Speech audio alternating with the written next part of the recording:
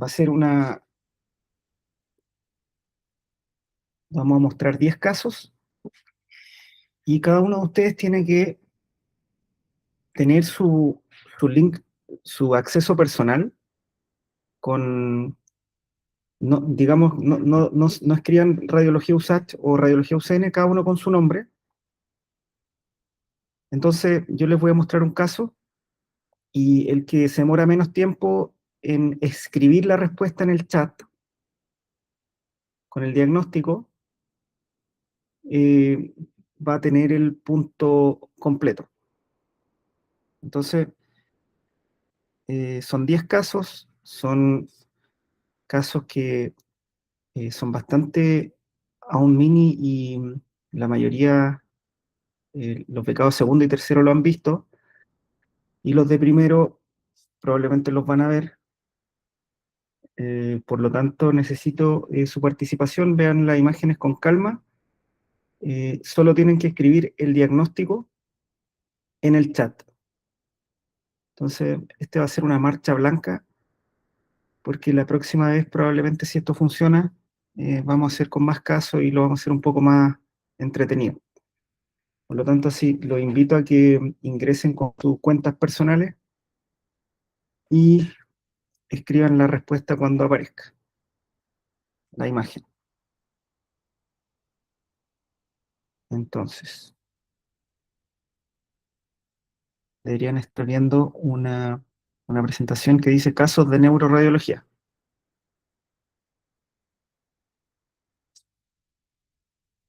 Entonces, vamos a avanzar al primer caso.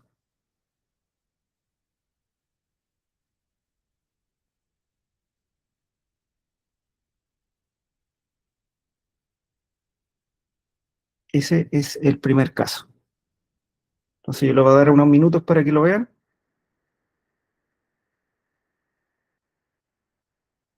En esta oportunidad no hay ningún problema en que se equivoquen. Muy bien. Gonzalo Caminada informó en pocos segundos papiloma al plexo coroideo. Esa es la respuesta correcta. ¿Quieres defender tu diagnóstico?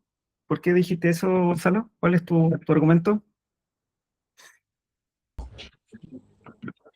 Principalmente por la ubicación que es intraventricular y por la forma que tiene forma, se describe como forma de coliflor. Eso Perfecto. principalmente. Y realza intensamente. Dejen poner acá el puntero. Puntero láser. Ya, esta es la lesión. Es efectivamente un papiloma al plexo coroideo. Ese es el diagnóstico. Gonzalo dice por la morfología en coliflor que efectivamente la tiene. ¿Qué más dijiste? Intraventricular. ¿En qué ventrículo está? En el tercero, En el tercero foramen de Monro. ¿Qué genera?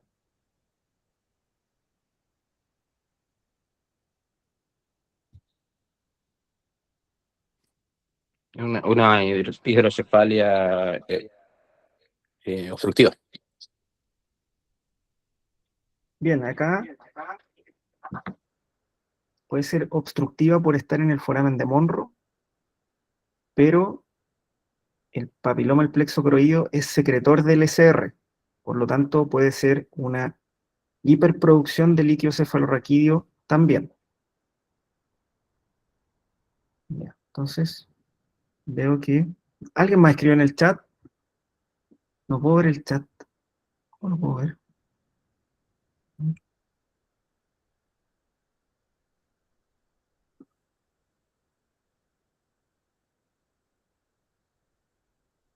Chat. Voy a ver el chat, que no lo encuentro.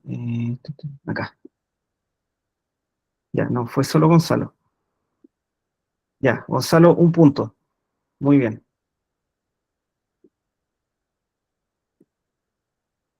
Gonzalo, un punto. Gonzalo Caminada.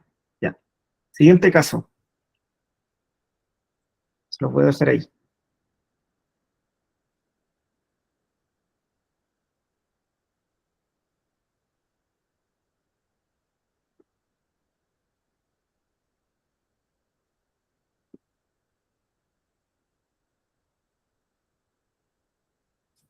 Bien, a ver. Tomás Cornejo y Francisco Claps dicen cavernoma. Estoy anotando yo. Estoy anotando quién responde. Un segundo.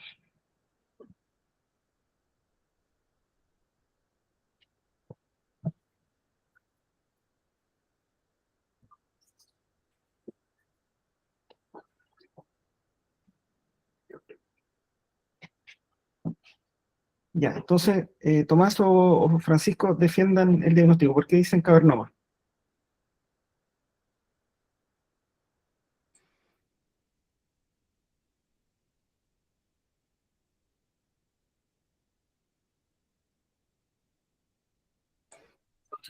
No es que es una lesión que tiene una hipointensidad en T2, en un aro periférico, o algunas áreas hiperintensas en su interior, de la estomatología como COSCO.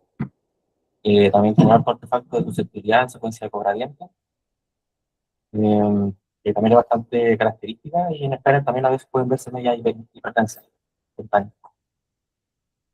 Bien, efectivamente es un cavernoma. Si alguien dice que es un hematoma agudo, ¿qué le dirían? ¿Qué le falta para ser agudo? Edema vasogénico. Edema vasogénico. Si esto fuese un hematoma, deberíamos esperar edema vasogénico. Fíjense cómo se ve en T2, típica imagen de cavernoma. Ahora tiene una particularidad este cavernoma.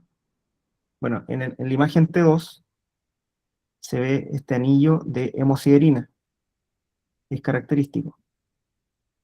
Y acá hay algo que es importante saber, que este es un verdadero cavernoma. Cuando ustedes vean solo artefactos de susceptibilidad en gradiente o en difusión y confirman en la fase que estamos frente a sangre, ustedes tienen que diagnosticar lesión hemorrágica crónica, porque los cavernomas, para darle el sello, deben ser vistos en las secuencias anatómicas como en este caso, como en el T2. Eso le da el OMA, la ocupación de espacio. Y además se ve en tomografía computada. Revisamos hace un par de semanas, en las reuniones de los jueves, los cavernomas y el manejo de los cavernomas. Y es importante mencionar que los cavernomas infratentoriales tienen más riesgo de complicación. Se complican más con hemorragia. La hemorragia de los cavernomas puede ser intracapsular, pueden sangrar dentro de las cavernas y también pueden generar síntomas por un aumento de presión y por sangrado interno, pero también pueden generar una rotura extracapsular en que el contenido hemático se vacía al puente en este caso, si es que estuviera complicado. Por lo tanto, tengan eso en mente. ¿Qué le pasa al cerebelo? ¿Por qué se ve así? Eso puede ser otra pregunta. Lo pueden escribir, esa es la segunda pregunta de este caso. Lo pueden escribir en el chat. ¿Qué podríamos diagnosticar en el cerebelo? ¿Y qué está mostrando acá la flecha en el núcleo olivar inferior?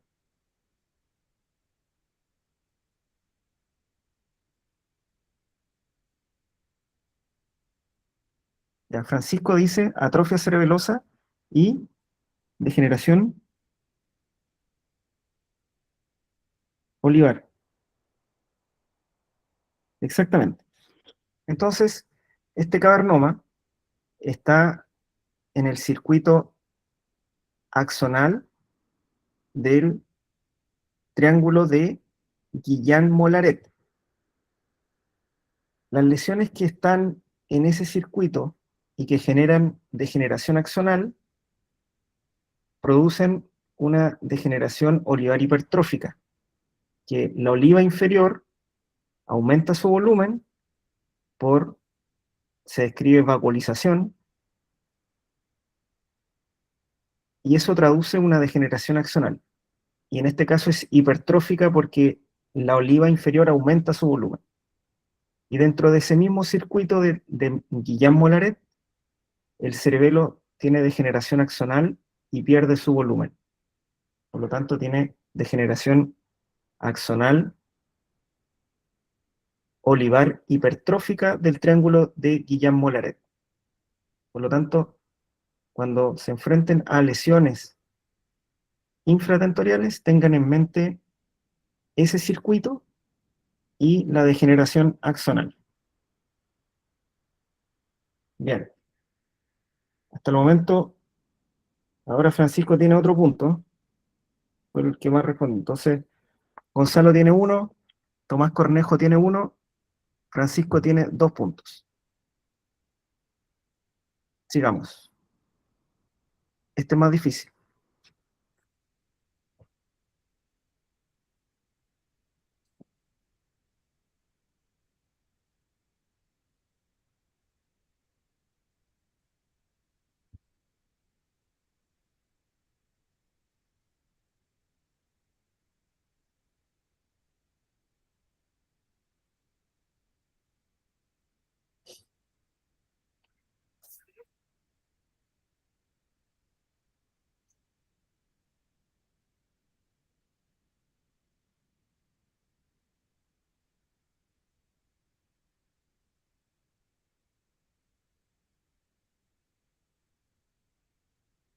Estamos dando tiempo para que lo piensen. Están está ChatGPT funcionando full, no hay problema. Lo importante es diagnosticarlo. Así que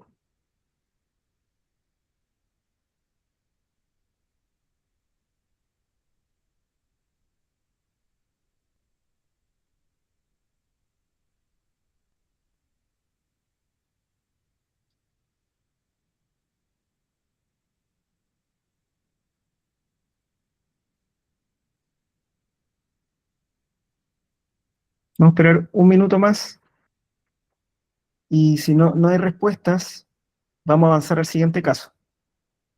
Y vamos a dejar este para la próxima sesión.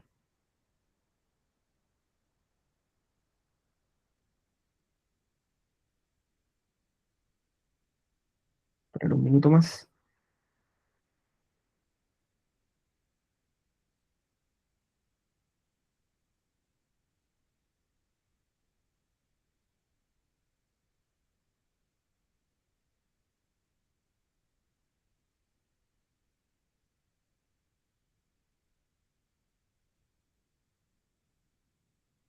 Parece que no hay respuestas, así que vamos a avanzar al siguiente caso. Este es un caso distinto, este es más fácil, así que se los dejo ahí.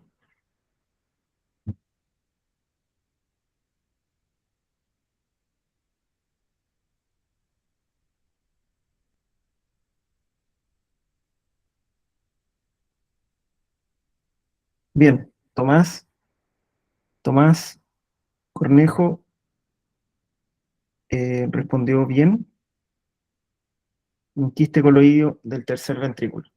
Por lo tanto, esta es la imagen clásica de un quiste coloideo que corresponde a un quiste que tiene un epitelio respiratorio y que genera mucina, y eso explica, por su contenido hiperproteico, explica que se vea hiperdenso en tomografía computada, y en la secuencia T1, que lamentablemente no está disponible, se ve de alta señal T1 y no realza.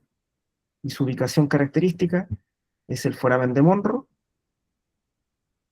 y dada la ubicación en el foramen de Monro, genera habitualmente hidrocefalia obstructiva, porque al ser un epitelio secretor, el contenido aumenta de volumen y genera obstrucción al flujo.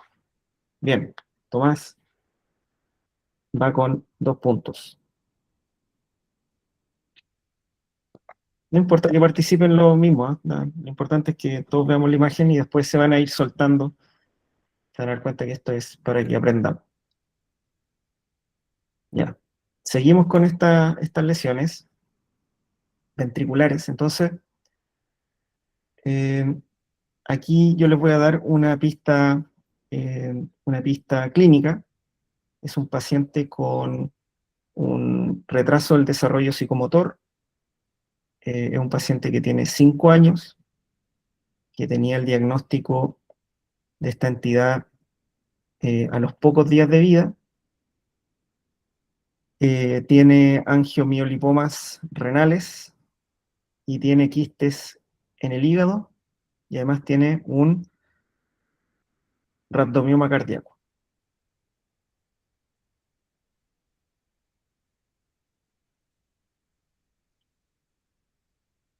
Entonces acá la primera pregunta es, bueno, Tomás describió un SEGA. ¿Y cómo se llama la entidad? ¿Cómo se llama este síndrome? Una esclerosis tuberosa.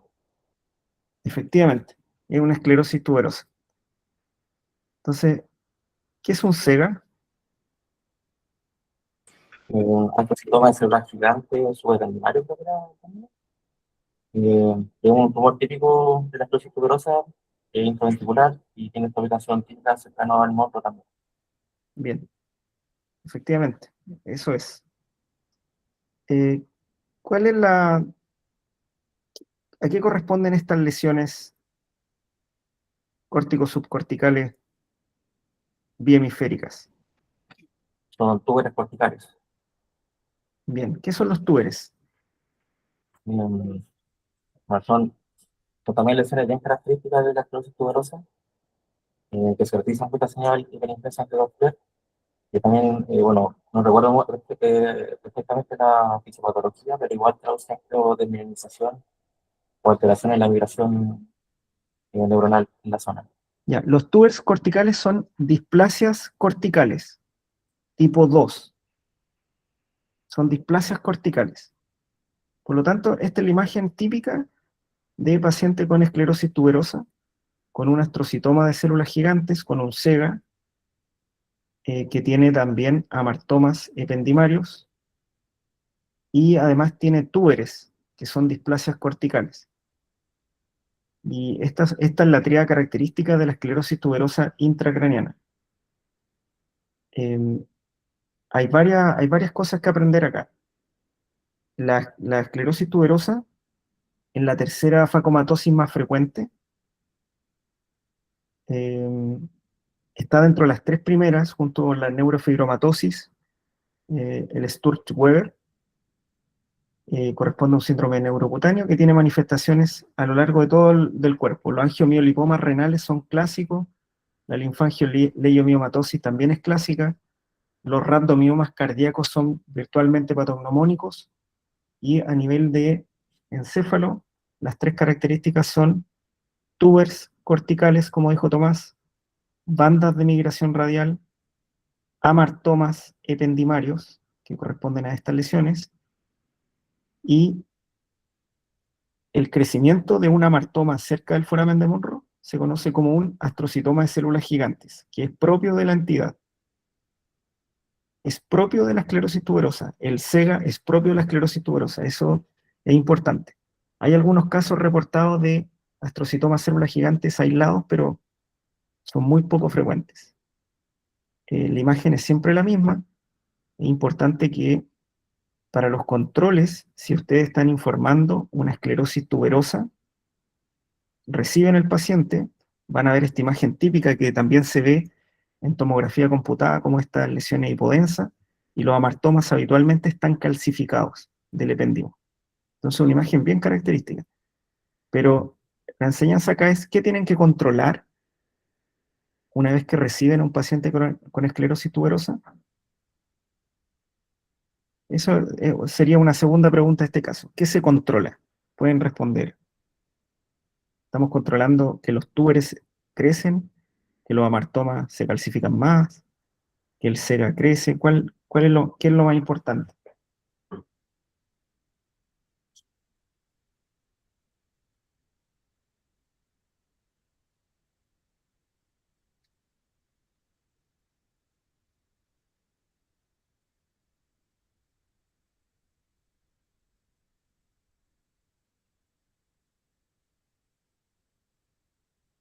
Bueno, lo más importante es que estos pacientes no hagan hidrocefalia, porque una vez que el astrocitoma crece, generan hidrocefalias que pueden ser agudas, crónicas o subagudas.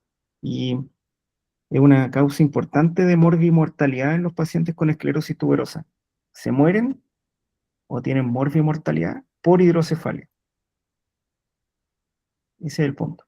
Entonces tienen que ir a buscar dirigidamente el foramen de Monro si hay algún crecimiento de lesión y si se genera o no hidrocefalia.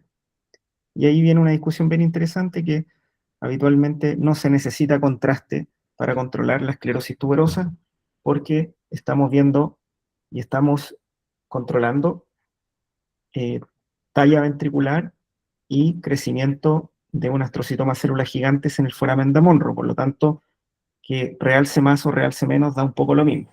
Por lo tanto, se controlan sin contraste. Y para los que les guste neuroradiología, busquen el libro Barkovich. Si alguien lo tiene, si no lo tienen, yo se los puedo facilitar. Y Barkovich, esto me lo enseñó el doctor Guido González, hace muchos años, hace como 10 años. Me dijo que lo leyera de ahí, efectivamente. Y en ese libro hay un pequeño análisis, un párrafo, en que el autor compara y hace una diferencia morfológica de señal y de otras características entre un amartoma ependimario de esclerosis tuberosa y un nódulo heterotópico por una alteración de la migración. Esto ya es para becado tercero fellow, pero ese análisis está y si alguien lo quiere revisar y nos cuenta la próxima semana, muy bienvenido. Básicamente, cómo diferenciar que esto es un amartoma ependimario de una esclerosis tuberosa o es una heterotopía de sustancia gris ependimaria. Ese es el trasfondo. Es interesante y anecdótico. Da un plus. Vamos al siguiente caso. Entonces, Tomás tiene... ¿Cuánto tiene Tomás? 3. 3 puntos tiene Tomás.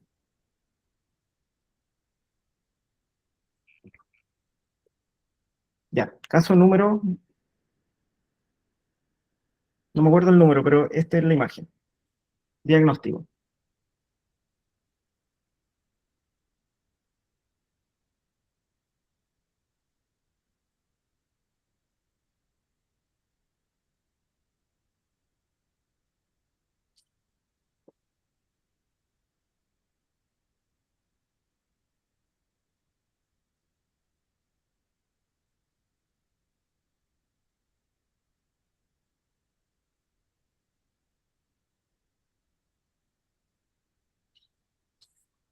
Ya, ¿quién va a defender su diagnóstico? Veo ahí siringomiela, Chiari 1. Sí, con Chiari 1.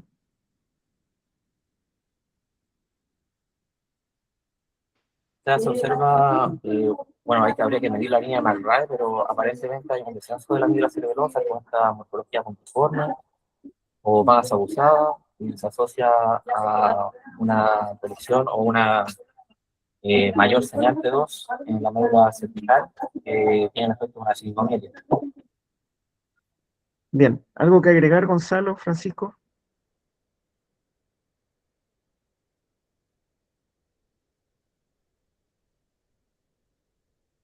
Bien, No, estoy de acuerdo, pienso lo mismo. perfecto. Bien, Tomás. Tomás respondió, ¿cierto? Sí, doc. Ya. Entonces, esta imagen es el opistion, el bastion, y se genera esta línea. Fíjense la imagen que voy a hacer. Fíjense en esa línea, una línea imaginaria que une el foramen de Monro hasta acá. Entonces, las amígdalas cerebelosas están descendidas bajo esa línea y están descendidas más de 5 milímetros. Esa es la definición operacional. El año pasado, no me acuerdo qué doctor fue, del INCA, que dio una charla muy interesante de malformación de Chiari, que debe estar en los registros si la quieren revisar. Esta es la definición operacional, pero hay una serie de otros condimentos que lo hacen aún más interesante en cuanto a la morfología, en cuanto al tamaño de la fosa posterior, Pero para propósitos de estos simples casos, las amígdalas cerebelosas están descendidas en más de 5 milímetros. Eso es una malformación de Chiari tipo 1, y las malformaciones de Chiari tipo 1 hay que ir a buscar por la alteración de la dinámica del líquido cefalorraquídeo este tipo de imágenes, que esto es una hidrosiringomialia expansiva en este caso, y muchas veces está bicada. No hay que confundir esto con un ependimoma.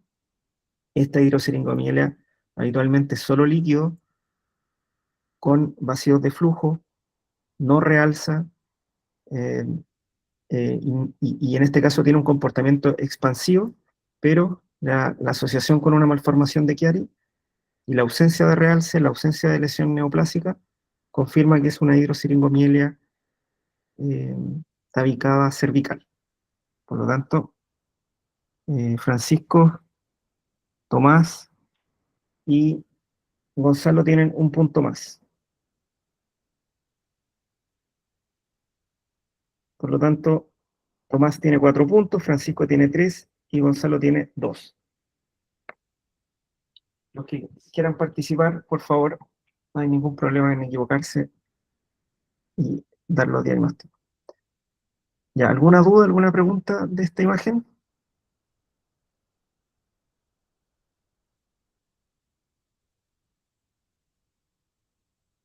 Ya, sigamos. Ya, aquí les voy a dar contexto. Paciente de 5 años con compromiso de conciencia, el neurólogo infantil diagnostica una encefalopatía clínica.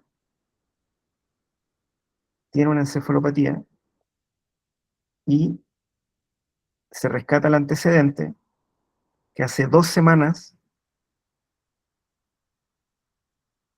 la paciente tuvo un cuadro viral respiratorio alto y ahora comienza con encefalopatía, y dentro de la encefalopatía algunos síntomas neurológicos.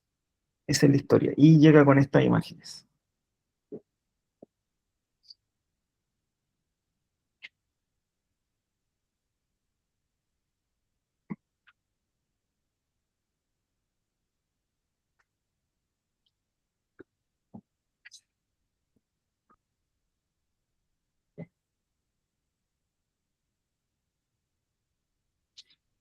Veamos. Encefalitis herpética DEM. Ahí están las dos opciones. ¿Alguien podría dar otra alternativa o están de acuerdo?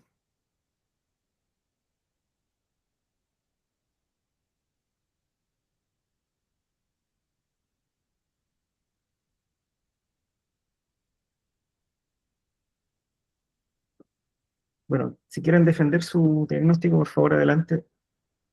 Si no, lo comentamos acá.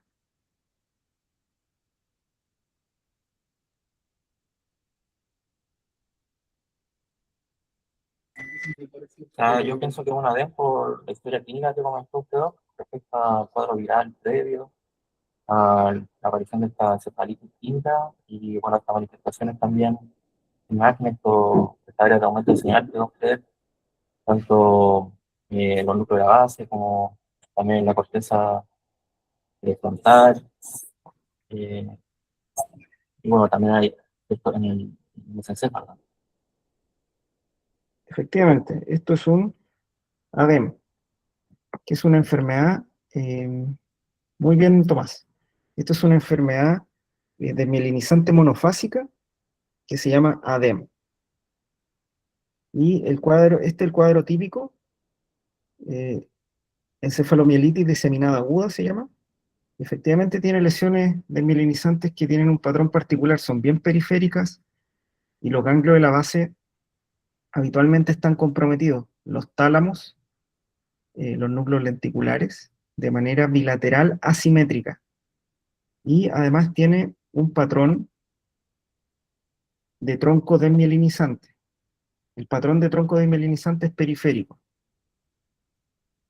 Es periférico, asimétrico, con respeto de la porción central. Esta es una imagen clásica del ADEM, Y el cuadro clínico efectivamente son pacientes pediátricos con un cuadro viral previo y que empiezan con encefalopatía. Y eso es muy importante porque no existe ADEM sin encefalopatía. Y encefalopatía tiene una connotación clínica básicamente centrada en el compromiso conciencia y además síntomas neurológicos. Habitualmente pueden realzar y si realzan tienen un patrón monofásico, o sea, todas están en la misma etapa de evolución. Recuerden que la esclerosis múltiple tiene diseminación en el tiempo y en el espacio, por lo tanto tiene lesiones que están más activas que otras. A diferencia de eso, el ADEM es monofásico, están todas las lesiones en el mismo tiempo. Y para finalizar el comentario, los pacientes pediátricos que hacen un ADEM habitualmente no tienen mayor riesgo de esclerosis múltiple, salvo que repitan un ADEM. Se puede repetir un ADEM como en un mes, pero si ya hay un tercero después del mes, ya se considera una diseminación en el tiempo y entra en la categoría de otras enfermedades desmielinizantes remitentes recurrentes. ¿Ok? Interesante. Ya, siguiente caso. Vamos en el 1, 2, 3, 4, 5, 6, 7, 8. Quedan dos casos más. Vamos rápido. Paciente con leucemia de 35 años que comenzó eh, con quimioterapia. Paciente con leucemia comenzó con quimioterapia y se presenta con un compromiso de conciencia también. Tiene 35 años, tiene ese contexto clínico. Y para darle más ayuda, tiene una crisis hipertensiva.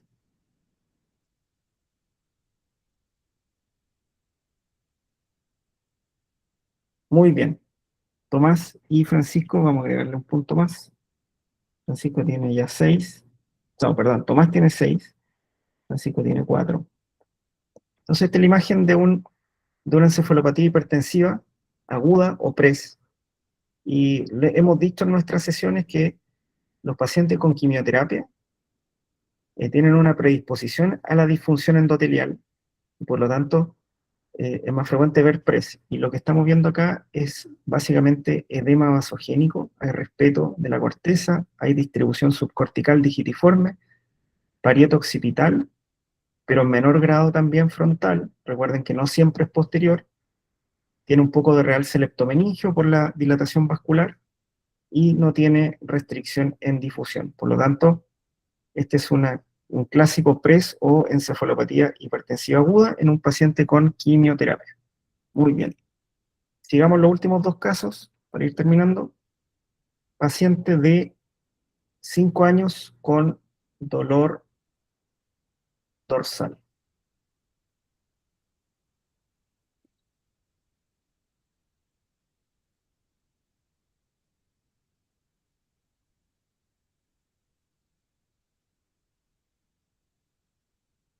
Bueno, bajo mi punto de vista, todos estos casos son clásicos. Entonces, después cuando vean alguno, se van a acordar de esta imagen.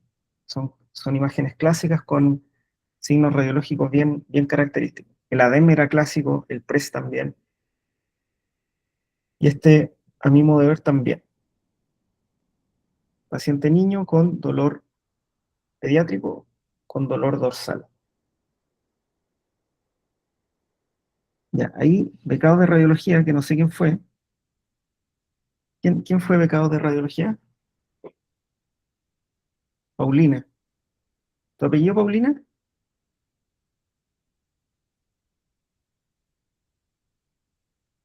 Ya, la doctora Paulina Ulloa dice histiocitosis celular Langerhans y Tomás, que estaba muy lúcido hoy, también pone histiocitosis celular Langerhans. Efectivamente, eso es. Esto es una... Y ahora la siguiente pregunta, ¿cómo se llama el signo de la vértebra que estamos viendo? Vértebra aplanada. De la vértebra plana, ¿cierto? 11.1, 7. Esta es una vértebra plana que tiene varias causas. Si ustedes buscan en Radiopedia, hay mnemotecnias de las vértebras planas. Pero una de las más importantes, sobre todo en pediatría, son las histiocytosis de células de Langerhans, que es básicamente una neoplasia hematológica. Y en este caso, adicionalmente, tiene un componente intrarraquídeo epidural. Por lo tanto, acá la enseñanza de esta imagen es recordar los diagnósticos diferenciales de vértebra plana y dentro de eso, la histiocytosis de células de Langerhans es uno de los diagnósticos, el primer diagnóstico dentro de un paciente pediátrico, más aún si se acompaña a un tejido neoplásico intrarraquídeo epidural. Bien. Y vamos al último caso, que este es de resonancia, este para un becado más grande.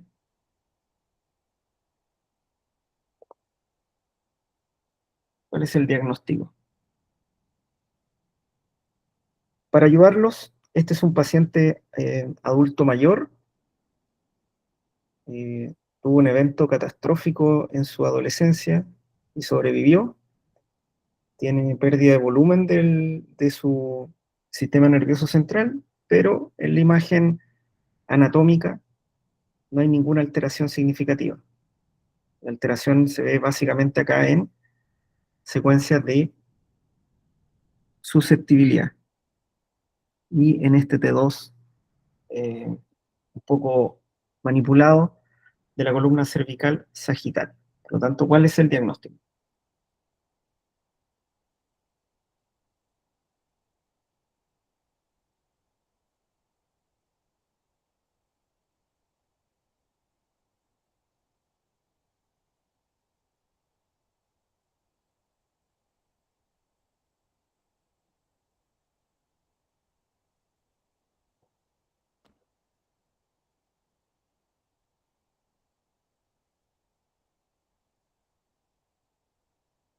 Ya, apareció el doctor Benito y dice siderosis superficial. Perfecto. Ese es el diagnóstico. Muy bien, Benito. Entonces le voy a poner un punto a Benito. Benito, un punto. Efectivamente, esta secuencia, en este caso gradiente, pero también podría ser susceptibilidad, el hallazgo principal corresponde a estas líneas hipointensas que marginan la superficie pial del cerebelo y también, fíjense, los espacios interfolias y al mismo tiempo la médula espinal. Tiene depósitos también interfolias y esto corresponde a depósitos de ferritina o de hemosiderina en la pía madre y traduce una hemorragia subaracnoidea previa. La hemorragia subaracnoidea, ya sabemos, tiene varios patrones, pero los pacientes que se logran poner de pie, la sangre se va hacia la fosa posterior. Por lo tanto, la cantidad de hemosiderina que va tapizando la pía madre predomina en la fosa posterior. Y eso se llama siderosis superficial. Benito, ¿tú sabes cuál es el principal motivo de consulta de los pacientes con siderosis superficial?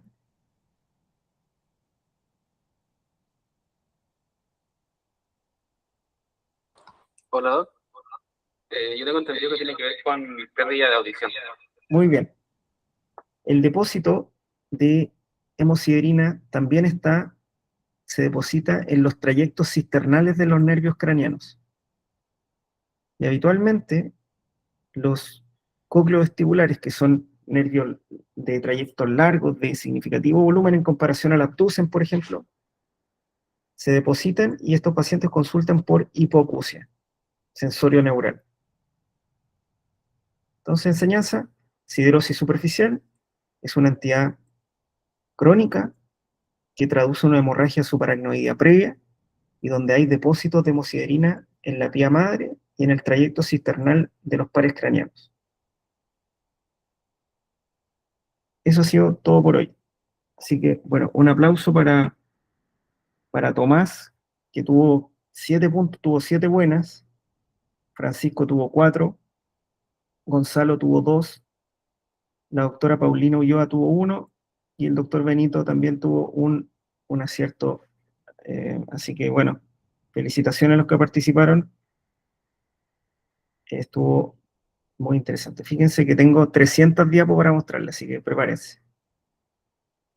Nos vemos en la próxima sesión y que tengan una buena semana. Muchas gracias, Doc. Muy buenos los casitos.